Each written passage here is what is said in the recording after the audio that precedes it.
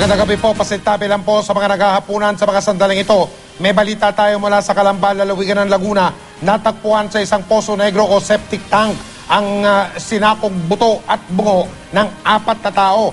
Ang mga labi ay nakaposa sa isa't isa at may mga tama ng bala. Sinusuri na ngayon kung ang mga labi ay sa 4 na magkaibigang negosyanteng noong 1 taon pa nawawala. Nakatutok si Emil Sumangil Exclusive.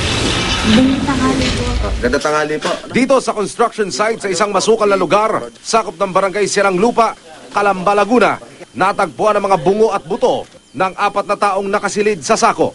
Sa kalagitnaan ng construction operation, nadiskubre ng mga manggagawa ang mga labi ng tao na sinasabing ibinaon sa ilalim ng septic tank na ito.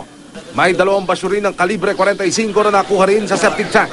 Ayon sa pulisya, magkakasamang nakaposas ang mga braso ng biktima. May lubid sa leeg at may tigi-isang tama ng bala sa bungo. May pinapatap nga ho kaming linya doon sa septic tank. At para matignan nga kung marumi siya o ano, pinabuksan namin. Nung pagkakabukas ng umaga, yun ang bumungad sa mga tao. Isinasailalim na sa forensic examination sa crime laboratory ng PNP SOCO ang mga nahukay na buto. Napasugad sa impila ng pulisya ng mabalitaan ng mga nahukay na buto, si Florencia Atienza, ina ng 24 anyos na negosyanteng si Alan. March 16, 2011, higit 1 taon na nakararaan nang ilabas namin ang istorya tungkol sa biglang pagkawala ng 4 na magkakaibigang negosyante sa Calamba, Laguna, kabilang narito si Alan.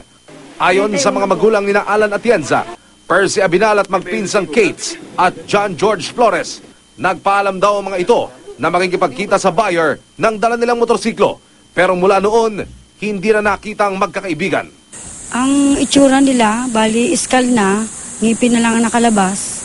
Nakakita po kami ng 4 na ganyan yung lubid, parang binibigte. Tanggap na ng mga magulang na magkakaibigan kung ito na nga ang mga anak nila. Pero kailangan munang magsagawa ng kumpirmasyon ang pulisya.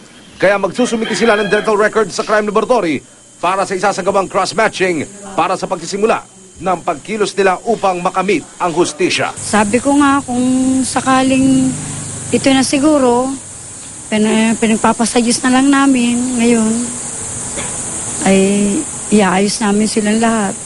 Emil Sumangil, Nakatutok, 24 Oras.